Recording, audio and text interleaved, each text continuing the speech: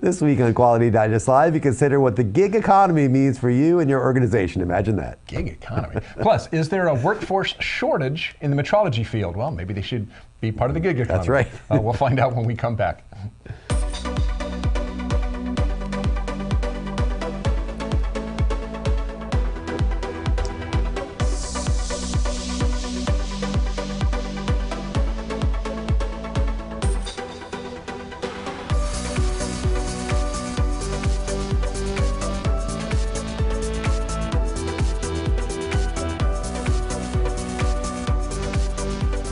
This week's episode of Quality Digest Live is sponsored by Morehouse, your source for the most accurate force and torque measurement.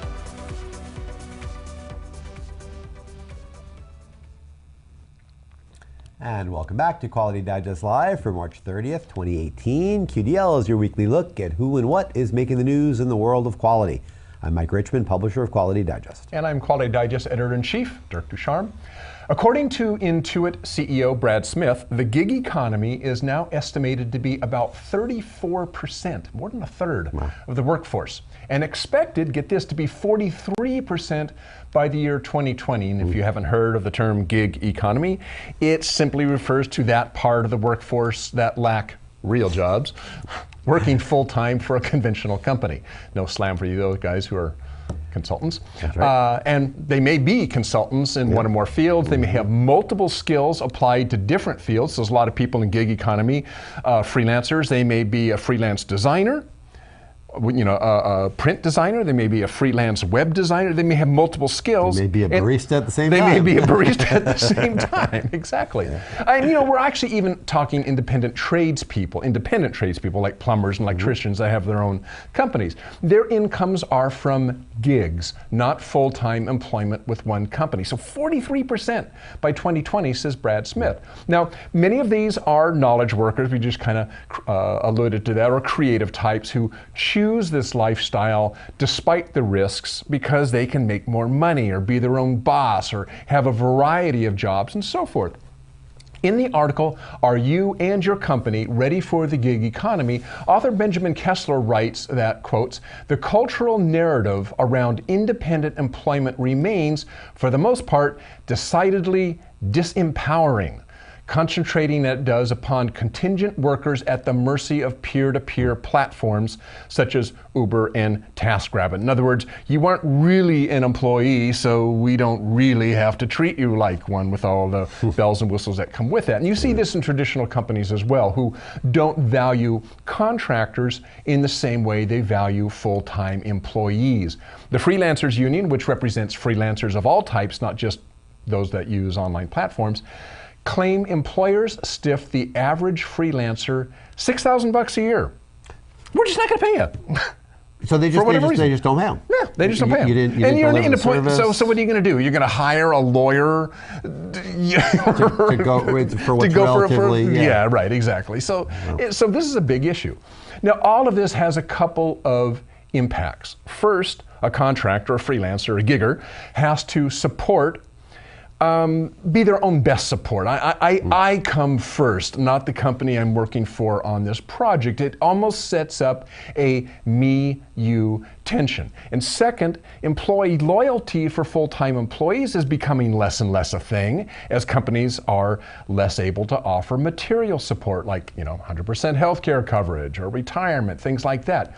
Anymore, in some ways, especially with the growing prevalence of virtual offices where there is no physical office that employees go to, there is almost no reason to be a part of a company, except for the big thing that it's always nice to know that there is an office and a job waiting for you the next morning as opposed to having to go out and beat the bushes for your next gig. And by the way, a paycheck. Too. And by the way, a paycheck. So I'm not downplaying that, but a lot of people choose that lifestyle. Now, Kessler points to research being done by Gianpiero Petriglieri, INSEAD Associate Professor of Organizational Behaviors, and his associates, which took a close look at how thriving freelancers manage their lives and careers outside the stabilizing structure of an organization. In an interview with Kessler, Petriglieri hints at how companies can do a better job at attracting and building loyalty with its contractors by giving them the things that contractors have become comfortable with in order to survive. He says that their research shows there are 4 types of connections that are important to freelancers that help them feel stable and connected. And those are connections to routines, connections to places, connections to people, and of course a connection to a purpose. And they have to develop these for themselves in order to keep their sanity. You're working by yourself, so you need these 4 connections so you don't feel lost and swimming in the world, or so that you get your strokes, right? You feel like you're doing something worthwhile. It's important to freelancers because you're not getting that feedback that you get within a company. Yeah. So, Petriglieri suggests that companies could offer to help employees cultivate the same types of connections they need to score their next gig and beyond. Organizations that help talent develop these connections could inspire loyalty that lasts long after that person has moved on to their next gig. So in a sense, companies need to replace the lack of material security, which they are doing less and less of anyway, with something else. And that something else is connection, a connection to resources, a connection maybe to other business if they're working with freelancers. In other words, help them become better and more secure with what they do, help the freelancers do that.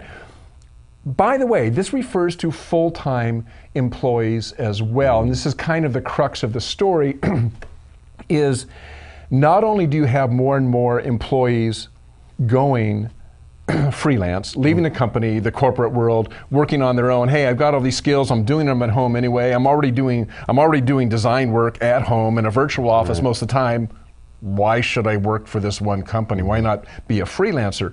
But once they do that, there's all the issues, kind of the negative side of that, looking for work, looking for new jobs, so on and so forth. And at the same time this is going on, it's happening within companies as well, where people are feeling less loyalty because the company's not really giving them anything other than a paycheck. Yeah. And companies are seeing this. So his, Petriglieri's takeaway is, look, for both the sake of your employees and also to attract good freelancers, you've got to be giving them something other than just a paycheck. Right. You got to be giving them something more, otherwise you're not going to attract the best freelancers. Right, and you want to do that. The best freelancers are going to go where they're going to go, and they have no loyalty to you because you haven't been giving them anything.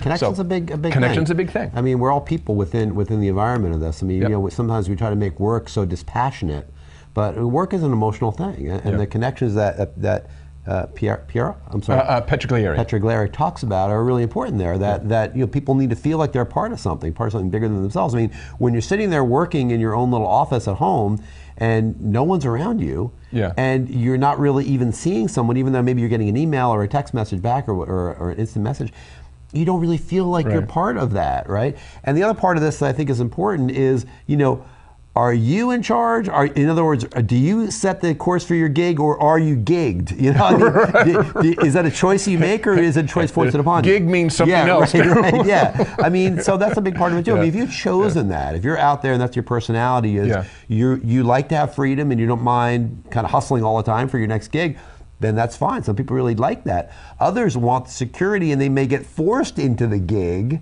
economy because they lose their position with the company, or for whatever reason. They're going to be the ones that are going to need more support. The ones that do it of their own volition, I think, are the ones that are maybe more comfortable with the vagaries of that. The ones that are forced into it are the ones that really, I think, you need the support on. So really interesting topic there. I think it's very, very relevant. All right, well, you know, this next story actually is also related to employment and the work environment. Once a quarter, we put out a special e-newsletter for our close partners, or very close partners, the Coordinate Metrology Society. Taking on the metrology workforce problem by Keith Bevan is the name of an article that ran in this publication, which is called CMS World, on Wednesday. You can see it right there with Keith Bevan's smiling face on there. Keith is a past chair of the CMS, the Coordinate Metrology Society. He's also the Training Network Delivery Manager at the National Physical Laboratory, NPL, in the United Kingdom. He has a wealth of experience in metrology, engineering, and training, and starting out as an apprentice at Rolls-Royce more than 40 years ago. We both know Keith. We met Keith, and many Okay. of you who've watched the show maybe have seen some of the interviews we've done with Keith. Really, really great guy. Super knowledgeable, really has a great understanding of metrology, again, this whole field. And given his background, you'd expect that a man like that's going to have a lot to say about the state of the metrology workforce today. And he really delivers. He does a nice job in this piece, and he really kind of gives you a good sense of what's going on. And he starts the piece as follows, which is, I think, a nice summary, a nice takeaway for the issue that we're talking about here. So I'm going to read you this little lengthy quote here from Keith's piece. As the world heads into the fourth industrial revolution, we are still struggling with skills gaps and workforce shortages in the metrology industry.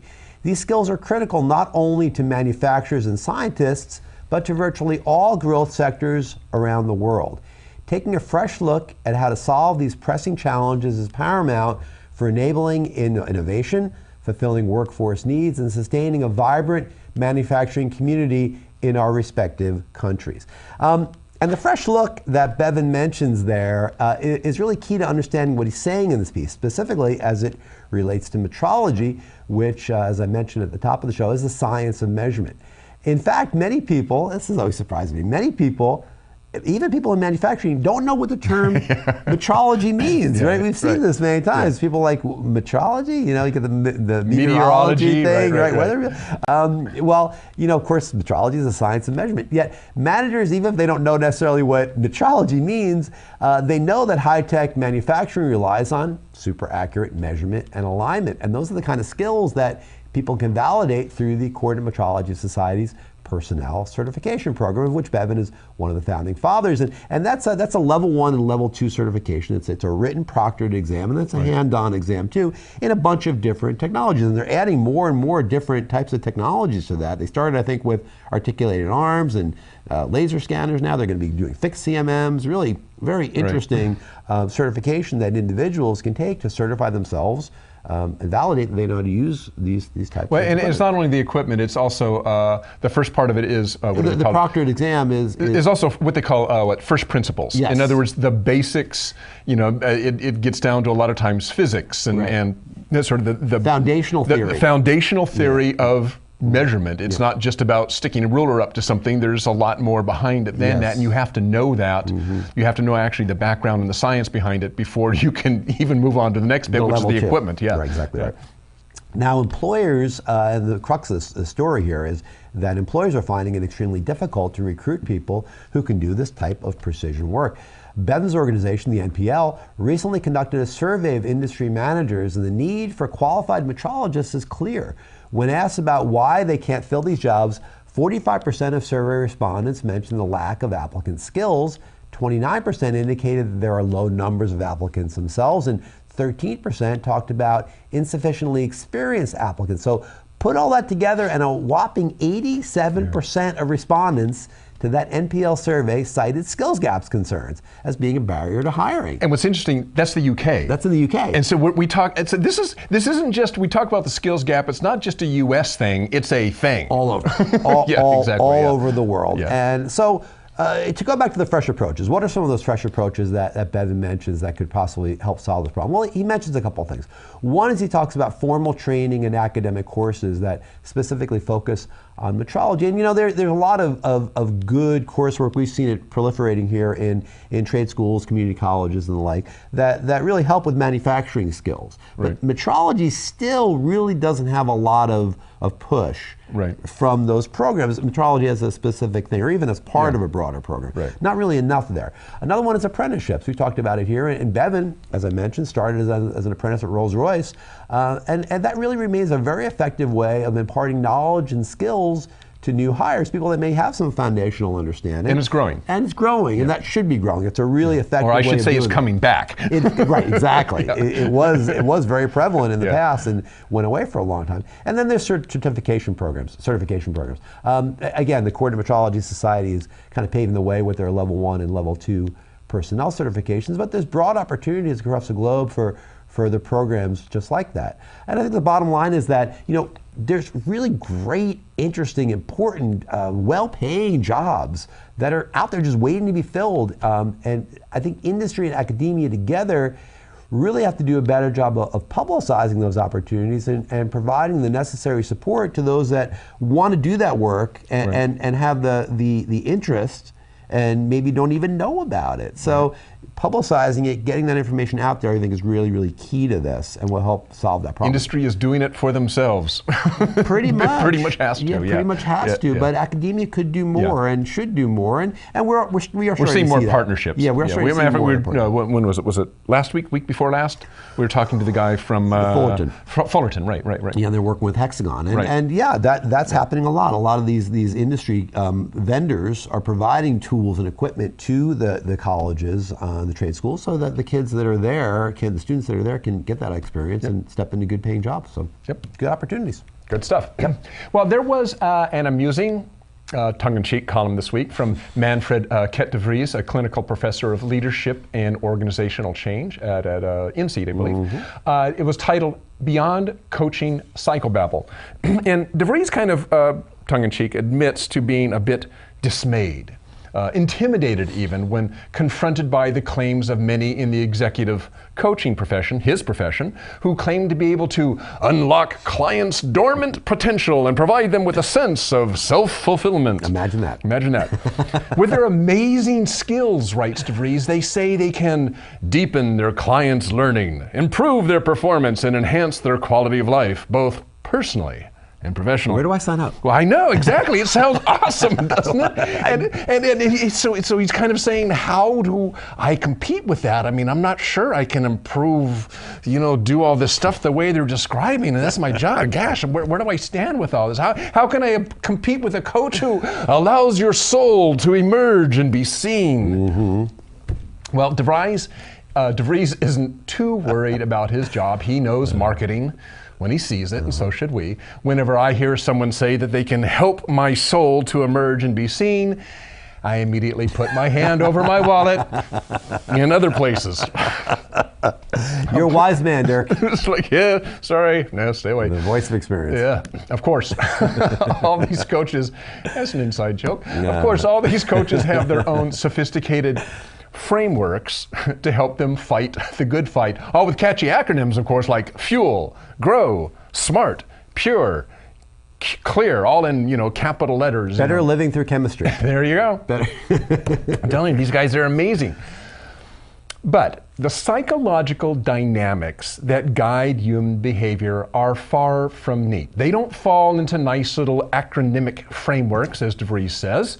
Human behavior doesn't fit elegantly into boxes or categories, and by excluding the subtle nuances of human dynamics, even in your marketing, these executive consultant programs easily look like fads. Oversimplified models fail to build an understanding of what's really happening in the coach-client interface. De Vries writes that none of the psychobabble and hype helps the profession much. They begin to look like snake oil salesmen instead of people who really can help an organization. I mean, you think about what these guys, their job, it's a good job. I mean, executives, they became CEO because they started their own startup company. They know how to invent. They know how to innovate, but they may not know how to be executives. They may not really know what it means to be a CEO, and they need to be coached. So it is an important job. An executive coach is an important job. They can really help.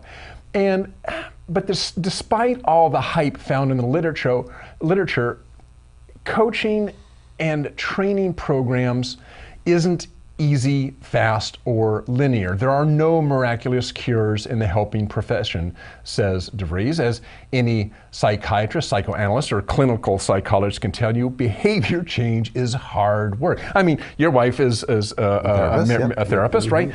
Yeah, I mean, people don't just go in and walk out 15 minutes later and go, oh, wow, that was awesome. No. It takes a lot of work. And there's a lot of setbacks. And most interventions, it's 2 steps forward and 1 step back. Therefore, the exaggerated promises made by executive coaches and master coaches and most trusted advisors create highly unrealistic expectations. And the business world isn't any different than the consumer world. We all want a quick fix. I mean, I can just pay this guy to come into my company. He's going to sit down with me for a couple hours, tell me what I'm doing wrong, or most likely just reinforce what I'm doing right. Make a speech, wave his hands, and all will be well. But changing people's habits isn't easy. We don't want to change. We usually don't think there's anything wrong with us. It's the other guys. It's obviously, tell me how to get my employees to do their job better. Right. Yeah, it's all on them, right? What do I tell them to motivate them, right? It's like, it's not about me. When it comes to consulting of any kind, if it sounds too good to be true, it probably isn't true. And we're talking about executive coaches here, and this is what DeVries is talking about. But I mean, we've seen the same kind of hype with, you know, ISO 9001 consultants and Six Sigma, any kind of business consultant. They're all giving you marketing speak. I'm going to come in and I'm going to turn your company around. Well, obviously you got to say that, because they're not going to say, I'm going to come in, you're going to pay me a lot of money, and yeah, maybe I'll do you some good. I don't know. Let's see. Yeah, right. It's not going to happen that way. It's not going to happen that way. Well, yeah, I'd like to say, if it seems too good to be true, it probably is. I mean, that's really good wisdom in anything. And I think that, you know, this idea that you can simplify something that's so complicated, you know, and that you're going to get a quick fix. And everybody wants a quick fix. I mean, you know, but quick fixes don't last very long, generally speaking. And like you say, behavior is hard to change. So I think what Nikita's saying there makes a lot of sense, that, you know, you need to actually have a relationship with a coach. And that's going to take a little time. Yeah. And, you know, the other part of this is sometimes, you know, you work with a therapist, you work with a coach, you work with somebody who's going to help you. And this happens to me, where I'll hear, well, this may be a bit of a time before we get meshed and we start doing it. And in my mind, I'm thinking, yeah, meanwhile, your meter's running and I'm paying you for this. Billable hours. Yeah, right. Can I do this quicker? So, you know, there's also the pressure from the client as well to say, hey, let's move this along, right? Well, it does take time, and you have to be going into it with the right mindset that I'm going to let this breathe a little bit and figure out what we're doing. Because if I try to cut to the end of the line, I'm going to lose the benefit of that experience. And I would say the other part of that too is, if you are working with an executive coach, I'm sure it's just like with any, you know, one-on-one therapy, they give you homework. Yes. If you do your homework, you're going to give him fewer billable hours, because if you haven't done your homework and he or she comes back in and says, so how did that little project go I gave you last week? And you go, oh, I didn't do it. He's just going, cha-ching, cha-ching, cha-ching, cha-ching. Awesome. Do it next time. Do it next time, yeah. Did you do it? No. And I'll be back, and okay, that'll be $135. Thank you. Exactly. Do your homework. You're going to help yourself. You're going to help yourself out. All right. Thanks, Dirk. Good story. All right. Well, we have a little time, because we wanted to keep time on this one, because I have an off script for you, Dirk, that is a bit involved. So let me unspool this for you a little bit. Time to drink my coffee then. Okay. Drink your coffee, Dirk. Relax. Spread out. I have fun. 2 pages here, Dirk. Oh, jeez. All right. So we talked earlier in the show about the gig economy. I talked about Keith Bevan's article with regard to metrology, the need for workforce and metrology. We're going to be on a future show coming up talking about internal auditing and the need for training internal auditors and the like. And all these things, gigs, mentorships, apprenticeships, STEM education, personnel certifications. I mean, ASQ has it as well. Sure, We've seen that. Certified quality engineer, Master Six Sigma Black Belt. You know, these people earn a lot more money, so these things are really valuable. So the question really is, kind of, are we in a moment here? I mean, because there's a lot of other strands outside of the industry that are feeding into this idea of the rising minimum wage, the universal basic income, the future of work, automation. I mean, there's a lot of strands that are combining here right now in this moment, I think, that are putting pressure on one very irreducible element, which is that people need money. You need to make a certain amount of money in your life to have the things that you want. And it seems to me that all these things are, even the recent tax cuts that were made, all these things are squeezing, it seems to me, the individual at the expense of the larger organizations, whether those be nations or corporations. There is more money being generated in the world economy now than ever has been before, but it's increasingly in so many smaller hands, including many corporations, that I think about my parents where, you know, I mean, my dad could count on 8, 10, 12% bump each year, you know, in a raise or just doing better, right? I mean, these days, if you have a house, the housing market's doing well. If you have an IRA or 401k, it's doing well right now. Can't count on those things to always do well. If you're close to retirement and you're doing well right now, it could go down 20% in the next year or two. So the question is, I know there's a lot of setup, I'm sorry there, but the question is all these things. I mean, are we forgetting about the individuals within that? That the individuals have needs, have financial needs. And are we, as industry companies, individual companies, doing enough to, should they be mindful of the individuals and the individual success financially as part of that? Is it fair to expect that there should be that expectation? I know it's a big issue, but I want to hear you go. Well, I mean, I don't think, in my experience, and I've mostly worked for good companies, okay? In my experience, I think most companies want to do right by their employees, but sometimes they have, shareholders who don't want to see big, across the board, increases in employees, which are really expensive. Sure. I think companies want to do, they want to do well by employees, and I think there is also, maybe this is a good and a bad thing, a realization that money, at least for employees, isn't the end all be all. It's kind of the other stuff that just kind of like what we were talking about earlier. How are you meeting some of my personal needs as well? So I'm not, I guess I'm dancing around the question. Yes, it's important for companies to pay their employees a good wage and to keep increasing those wages that they can.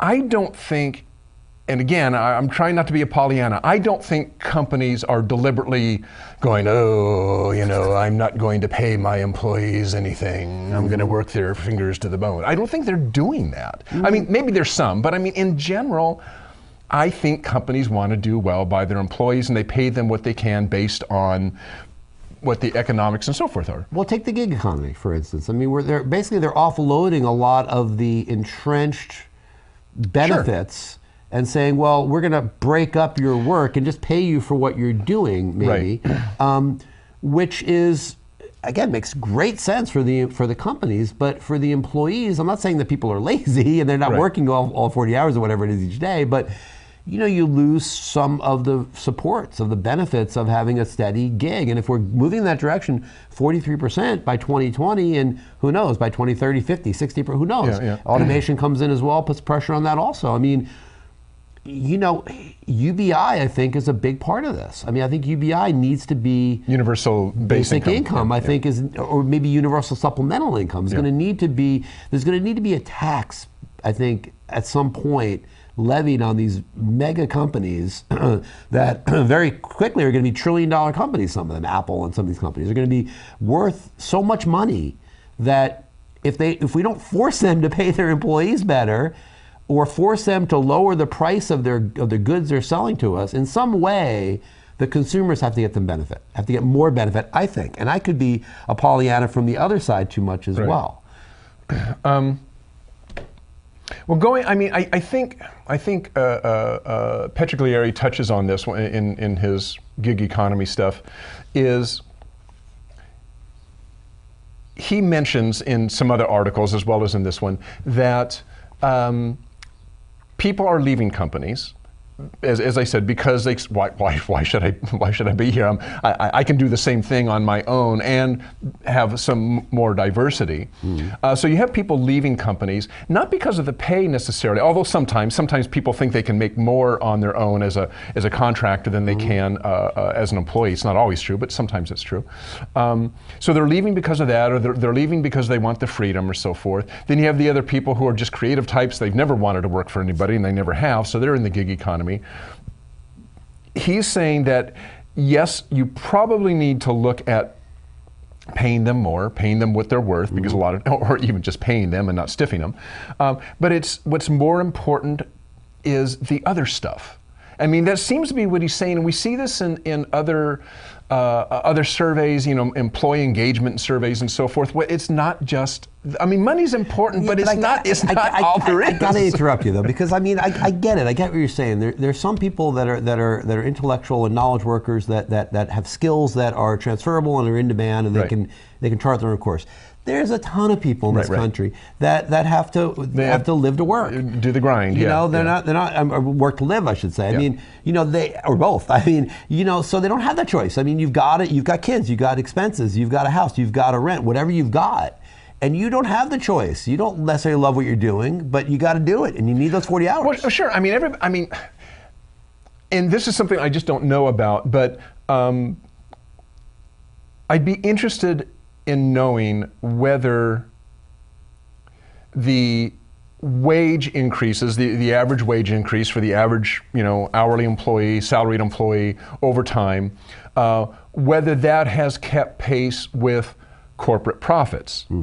Because I mean, if corporate profits have been going like this, then it would and wages are going like that, then you would say, well, they're tracking. But if corporate profits have been going like this and wages have been going like this, then we've got a problem. My sense of it is as close You to think that. Okay. I have to do the research and look at that more closely, and we're kind of running out of time here. But this to me is a really important issue. Okay. I think so your question, your point is that are we doing enough for the working stiff? Yeah. Okay, and that's always been the question. Well, sure. I mean, it's been the question for sure, but I mean, within all these, but now we have all these different pieces of this that are emerging just recently, and I think that, again, to me, too much of this is focused on putting money in the pockets of these. I don't want to get up on soapbox. Socialists, damn corporations. But I mean, money grubbers. There really are. My sense of it is that there's been a lot of benefit accrued to wealthy individuals and large corporations. It hasn't been passed along. It hasn't been passed along. I mean, the idea of the supply side economy, the trickle down economy, I don't think really has been proven to work that well. Okay. We're going to see. I mean, the administration we have in place now really believes in that. So we're going to see. I am dubious. I'm worried about the health of the economy based on the individuals and millions of people, hundreds of millions of people that rely on that paycheck each week. And I think that's important to remember that. Yep. So, all right. We're going to leave it there. I'm sure this will be more. We'll talk about more in the future. Thanks, Dirk. Okay, well, that's our show for this week. But before we go, we'd like to, of course, thank our sponsor, Morehouse Instrument Company. Morehouse believes in thinking differently about force and torque calibration. We challenge the just calibrate it mentality by educating their customers on what matters, what causes significant errors, and they focus on reducing them. Morehouse makes their products simple to use and user-friendly. Morehouse is your source for accurate force and torque measurements. So for more information, visit online at mforce.com. mhforce.com, I apologize. Or simply click on the banner. You can't miss that one. Click on the banner just below or just to the right of this video player screen. That's it. And that is our show today. Right. So thanks for joining us. Hey, good. Happy Easter to everybody. Good yes, Passover, that's right. Easter. holidays. Good Friday today. So everybody enjoy your holidays. That's right. And we'll see you next week. All right. Bye. So long.